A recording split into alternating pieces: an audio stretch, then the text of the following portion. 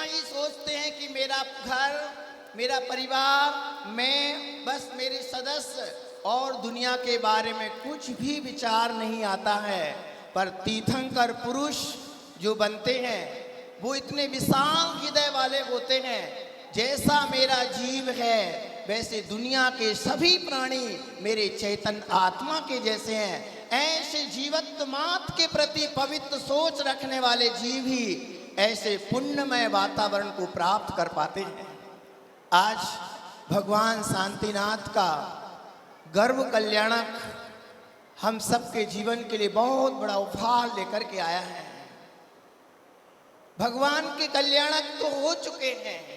आचार्य भगवान बताते हैं कि कल्याणक तो चतुर्थ काल में होते हैं, तीर्थंकर भगवान भी चतुर्थ काल में होते हैं। एक काल पंचम काल चल रहा है, पर विश्वास मानना ज्ञानियों, पंचम काल में भी स्थापना की दृष्टि से आज हम भगवान जिनेंद्र की पूजा करते हैं और उनके कल्याणक मनाते हैं।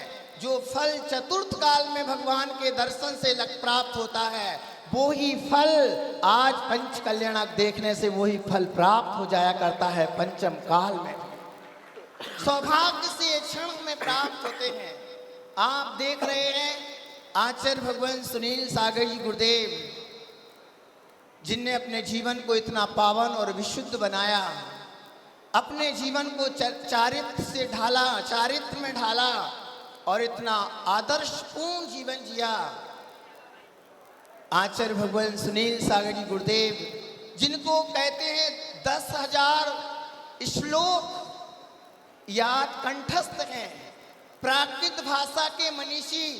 कहते हैं जब आचार्य भगवान बेल गोला को गए तो वहाँ भगवान बाहुबली स्वामी के, नेमी चंद्र स्वामी के बाद यदि किसी ने भगवान बाहुबली की स्तुति की थी तो स्वरचित स्तुति भगवान बाहुबली की प्राकृत में स्तुति रची, यानी प्रभु की वंदना प्राकृत में स्तुति करके की। तो विद्वानों ने, चारुकीर्ति जी ने मिलकर के उनको अभिनव नेमी चंद की उपाधि से नवाजा। आचार्य भगवान का प्राकृत में इतना गहन विशेष अध्ययन है। बंधुओं, आचार्य भगवान ने कुंद स्वामी के बाद यदि प्राकृत में किसी ने ग्रंथों का लेखन किया है तो एकमात्र आचार्य हैं कुंद के बाद वो आचार्य सुनील सागर जी गुरुदेव, जिन्हें प्राकृत में ग्रंथों की रचना की है। और विद्वानों ने एकत्रित होकर के संकल्प निर्णय किया कि ऐसे आचार्य भगवान को उपाधि देना चाहिए। तो अभिनव कुंद के नाम से आचार्य भगवान को वहाँ उनका स्मरण किया, उनको उपाधि दी गई। ज्ञानियों, ये महामनीषी हैं, जितनी उनमें दृढ़ता, स्थिरता, पावनता आप देख रहे हैं। इतने विशाल संघ का संचालन करते हुए और अपनी आत्म साधना में लीन रहते हैं। अध्यात्म आचार्य भगवान को अत्यंत प्रिय है। मोक्ष मार्ग में आत्म तत्व ही सबसे प्रिय होना चाहिए। ये आज जो तीर्थंकर भगवान के कल्याणक देख रहे हैं, भगवान जिनेंद्र की महिमा देख रहे हैं, ज्ञानी, ये सिर्फ मात्र एक अपने स्वरूप की रुचि का ही फल है। जिसने अपने स्वरूप की रुचि की है, अपने आत्मा की ओर दृष्टि बनाई है, उसका ही ये प्रतिफल है कि तीनों लोकों में भगवान के कल्याणक मनाए जाते हैं और उनके कल्याणक प्राणी मात्र की शांति के लिए कारण बनते हैं। और कोई आयोजन आत्म शांति में निमित्त नहीं बन सकता है। आप अनेकों शादियां देखते होंगे, बड़े बड़े शादी के आयोजन कराते होंगे, लाखों करोड़ों रुपया भी शादियों में खर्च कर देते हैं, पर उस शादी से आपको आत्म स्वभाव की दृष्टि नहीं मिलती है। इस दुनिया का सर्वश्रेष्ठ यदि धरती का प्रोग्राम यदि कोई है इस दुनिया में, यानी इस धरती पर तीनों लोकों में यदि सबसे बड़ा महत्वपूर्ण कोई आयोजन है तो है मात्र भगवान के पंच कल्याण का आयोजन सबसे बड़ा महत्वपूर्ण आयोजन है। और आज दाहोद वाले सौभाग्यशाली हैं कि आचार्य भगवान महामुनिराजों के सानिध्य में इतना विशाल पंच कल्याणक संपन्न कराने का सौभाग्य आपको मिल रहा है। बड़ी भावना के साथ 19वां काम नहीं 21वां होना चाहिए, बड़े उत्साह के साथ। और दूसरी बात अभी सुनी रहे थे कि युग प्रतिक्रमण जो 5 वर्ष के बाद आचार्य भगवान के यहाँ इन्हीं सानिध्य में यहाँ उनके मार्गदर्शन में किया जाएगा। ये साधु श्रवण करेंगे। ज्ञानियों, बातें बहुत सारी हैं, पर मैं आपसे इतना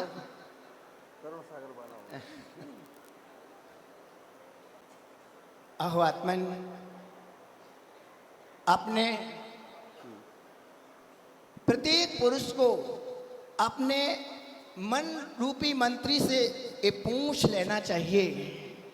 प्रत्येक पुरुष को ज्ञानी अपने मन रूपी मंत्री से पूछ लेना चाहिए। वो जान सकता है अपनी बात कि मैं पर पदार्थों के प्रति उनको अपना मानने की श्रद्धा रख रहा हूं कि नहीं रख रहा हूं। यानी आज हमारे जीवन में दुख है, आज हमारे जीवन में परेशानियां हैं, तो आप किसी से मत पूछिए, अपने चित्त रूपी मंत्री से पूछिए कि हे आत्मा, कि तू पर पदार्थों में ये श्रद्धा रख रहा है कि नहीं। पर पदार्थों को अपना बनाने का जहां भाव है, ओ हो, यानी पर पदार्थों को जहां अपना बनाने का भाव है, वहां वह जीव अपने से कोसों दूर हो जाया करता है। और जहां निज को अपना बनाने का भाव है, निज को निज रूप देखने का भाव है, वहां अमूल संपदा चैतन्य का वैभव प्राप्त हो जाता है। यानियों, प्रभु जैसा वैभव हमारे में है। आज आप देखेंगे कि हे भगवान, कई लोग तो आश्चर्य करते हैं, पंच कल्याणक की भगवान की महिमा देखते हैं। अभी तो गर्भ कल्याणक हुआ, अभी निर्वाण कल्याणक तक अपन चलेंगे। इस बीच में अनेकों दृश्य दिखाए जाएंगे मंच से। कई लोग भावुक हो जाते हैं। भावुक होना ही चाहिए ऐसे पवित्र प्रसंगों पर। भावुक होंगे वो हमारी उपलब्धि ही होगी। बहुत भावुक हो जाते हैं, पर एक बात पर नर्वस भी कुछ लोग हो जाते हैं कि हे भगवान, आप जैसी वितरागता, आप जैसी पावन उपलब्धियां हम सामान्य मनुष्य कैसे प्राप्त कर पाएंगे। आप प्रभु तीर्थंकर हो, हे भगवान, आप तीर्थंकर हो। आपने 37 पुण्य का अर्जन किया है, आपने 16 कारण भावना की है, अपाय विचय नामक धर्म ध्यान की भावना की है। उस तीर्थंकर प्रकृति का फल आप जैसे पुरुष ही भगवान बन सकते हैं। हम साधारण से जीव भगवान कैसे बन पाएंगे। यानी भगवान कहते हैं कि तुम अपने आप को हीन मत मानो। भगवान कहते हैं कि तुम अपने को हीन मत मानो। कि भगवान 24 तीर्थंकर हुए, अन्न केवली हुए, यही पुरुष भगवान बनेंगे, मेरा तो कुछ भी नहीं होने वाला। यानी भगवान महावीर शुद्ध निश्चय से कहते हैं कि हे आत्मा, हे ज्ञानी, तुम भी भगवान बन सकते हो, तुम भी प्रभु के रूप में प्रकट हो सकते हो। तुम्हारे अंदर भी वो क्षमता है। आप लोगों के लिए आचार्य भगवान उपदेश दे रहे हैं। इसका मतलब यह है कि आपके अंदर वो योग्यता है भगवान बनने की।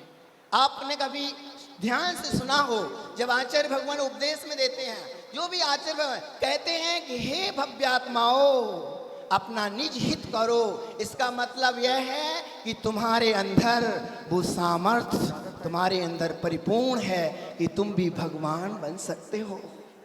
यानी जब हम भगवान बन सकते हैं तो देरी क्यों? कारण क्या है? समस्या कहाँ आ रही है? किसकी ओर मेरी दृष्टि जा रही है? ओहो ज्ञानी, निज में बैठा भगवान, निज चैतन्य वैभव मेरे में है, मेरे में समाया है। जो शांतिनाथ भगवान है वही वैभव मेरे में समाया है। पर देर कहाँ हो रही है? चैतन्य दृष्टि निज की करनी है। इतना ही सा पुरुषार्थ करना है। और ये पुरुषार्थ ऐसा नहीं सोचना, कई लोग सोचते हैं भगवान मेरा कल्याण तो मुश्किल है। यानी जिन धर्म में वो भगवान बनते हैं, हमारे यहाँ साधनों को एकत्रित करने वाले भगवान नहीं बनते। कई लोग बोले ये तो यहाँ के बहुत श्रीमान लोग हैं, सोने चांदी के बर्तनों से पूजा करते हैं, तो मेरा तो कैसे कल्याण होगा। ये बहुत अच्छे अच्छे परिधान पहने रहते हैं, बड़ी बड़ी संपत्ति का व्यय करते हैं धन मार पर, तो हमारा कैसे कल्याण होगा। ज्ञानी ये सोच को भूल जाओ कि बहिरंग चीज मेरे पास होगी तो ही मेरा कल्याण होगा। हमारे यहाँ भगवान वो बने हैं खेतों में बैठ करके भी जिनको केवल ज्ञान की प्राप्ति हुई है, जंगलों में बैठ करके केवल ज्ञान को प्रकट किया है। चैतन्य हमें भी उस केवल ज्ञान को पाना है। तो आज हम इस विकल्प में आ जाते हैं कि हमारी मुक्ति नहीं होगी। क्यों? क्योंकि तीर्थंकर जैसे पुरुषों की ही मुक्ति होगी। तो ऐसा भी विचार मत करना कि मेरी मुक्ति नहीं होगी। हे चेतन, तुम्हारी भी मुक्ति हो सकती है। कई लोग ऐसा भी सोचते हैं, यानी जैसे आप जीव हो ना, सुनना चैतन्य, जैसे आप जीव हो ना वैसे एक चींटी भी जीव है।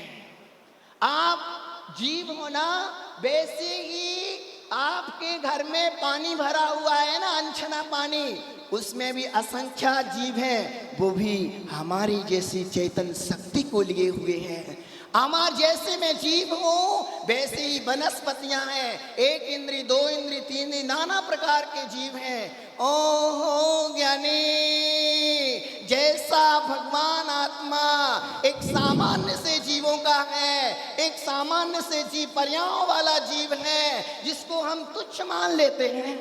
एक इंद्री जीवों को हम जीव ही नहीं मानते हैं, दो इंद्री, चार इंद्री जीवों को हम जीव ही नहीं मानते हैं। चेतन, इन जीव समासों में भी हमारा जन्म हो सकता है।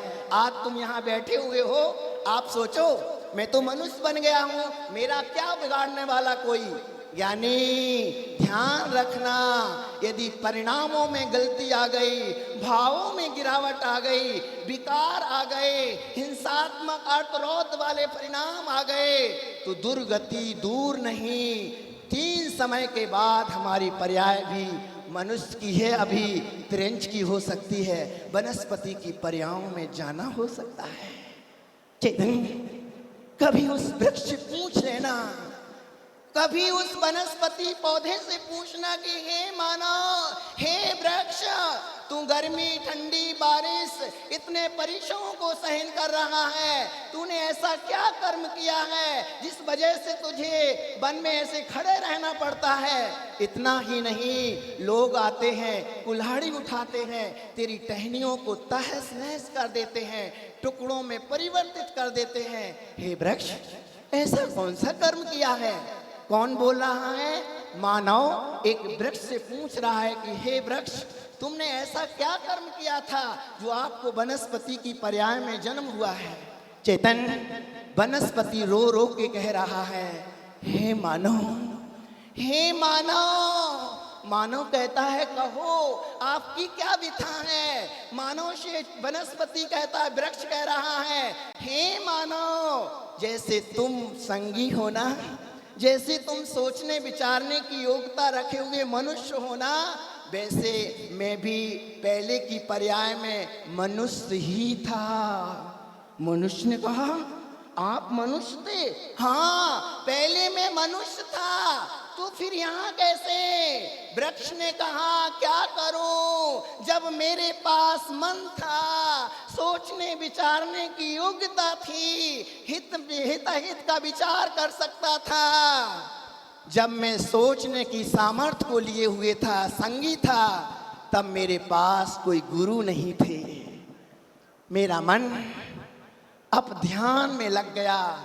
यानी सिद्धालय में दूरियां यदि कोई बढ़ा रहा है, सिद्धालय में हम नहीं पहुंच पा रहे हैं, तो अब ध्यान का ही फल है। अब ध्यान हो ज्ञानी, मन में दूसरे द्रव्यों को अपना बनाने का भाव करना, दूसरे जीवों को मारने का भाव करना, माँ बहन पर गलत नजर रखना, यानी मन में खोटे खोटे विचार करना, ये अप ध्यान है। यानी चिंता मत करो। कर्म कहते हैं तुम कितने भी स्वच्छंद होकर के भाव कर लेना, पर मैं तुम्हें छोड़ूंगा नहीं। जैसे भाव बनाओगे वैसे भाव होते हैं। तो कहते हैं कर्म ने कहा चिंता मत करो, तुमने मन का दुरुपयोग किया था ना, इसलिए अब तुम्हें एक इंद्री की पर्याय में जन्म मिलेगा। इन एक इंद्री की पर्याय में वृक्ष का जन्म हो गया। वर्षों वर्षों तक, हजारों वर्षों तक एक ही स्थान पर सिर्फ कर्म फल चेतना, यानी कुंदकुंद स्वामी कहते हैं एक इंद्री सिर्फ कर्म फल चेतना को भोगता है। कर्म का कोई उपाय पुरुषार्थ हाथ में नहीं आता है। यानी बड़ी दुर्लभता के साथ तुमने नरदेह पाई है, मन पाया है। आचार्य भगवान के सानिध्य में ये वो आचार्य हैं, आप देख रहे होंगे पूरे भारतवर्ष में तपस्वी सम्राट के अनोखे पुत्र, इन्हें अनोखे आचार्य भगवान जिनने तपस्वी सम्राट, आइए सिंहासन देख रहे हैं, ये महावीर कीर्ति जी सिंहासन पे विराजा करते थे। कौन से भगवान? महावीर कीर्ति जी 18 भाषाओं के ज्ञाता थे, जो बिल्कुल यानी आकिंचन रूप में साधना करते थे। मालूम कहाँ रहते थे वो? जंगलों में, यानी तीर्थों पर साधना, चतुर्मास स्थापना किया करते थे। ऐसे आकिंचन की भावना रखने वाले महावीर कीर्ति उस समय के अद्वितीय आचार्य थे। और उनके बाद विमल सागर जी, महाराज सन्मति सागर जी को आप सब लोग चिर परिचित हैं। ऐसे महामना पुरुष का आशीर्वाद, और आज आचार्य भगवान उस सिंहासन पर सुनील सागर जी गुरुदेव शोभायमान हो रहे हैं। दाहोद वासियों, ये अपने आप का सौभाग्य है। ये प्रतिष्ठा में 4 चांद लग जाते हैं। आएंगे संत, आते हैं, सभी संत वंदनीय हैं, पर ज्ञानियों तपस्वी सम्राट मिल जाना और आत्म भावना की भावना रखने वाले भेद विज्ञानी संत मिल जाना, ये प्रतिष्ठा का और बड़ा महत्व बढ़ जाया करता है। और साधु पुरुष एक महापुरुष होते हैं। बंधु ज्ञानियों, हमें ऐसे आचार्य भगवान जो कहाँ कहाँ से पैदल पैदल विहार करते करते, कितने पंच कल्याणों को संपन्न कराते हुए, तीर्थों की वंदना करते हुए इस गुजरात की दाहोद नगरी में प्रवेश लिया।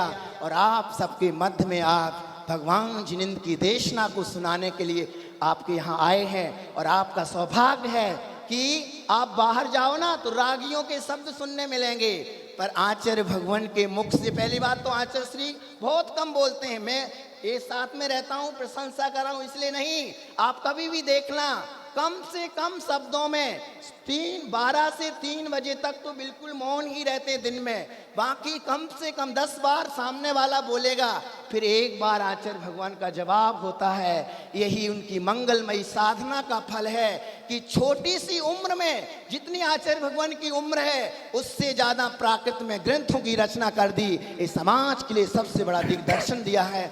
आप सबका सौभाग्य ऐसे आचार्य भगवान का सानिध्य मिला और आप सबका जीवन पावन बने। दुर्लभता के बारे में अपने बारे में विचार करना कि मैंने कितना पुरुषार्थ करके यहाँ आया हूँ। थोड़ी सी गलती, थोड़ी सी विभाव, थोड़ी सी कषाएं और पर द्रव्य के खातिर क्यों करूं? जो मेरा है नहीं, जिस पर मेरा अधिकार नहीं, उसको लेकर के मैं बुराइयां क्यों बढ़ाऊं? अपनी आत्मा को दुर्गति का पाथ क्यों बनाऊं? ये पंच कल्याणक आपके पंच कल्याणक का कारण बने। इन्हीं मंगल भावना के साथ आचार्य भगवान सुनील सागर जी गुरुदेव की जय।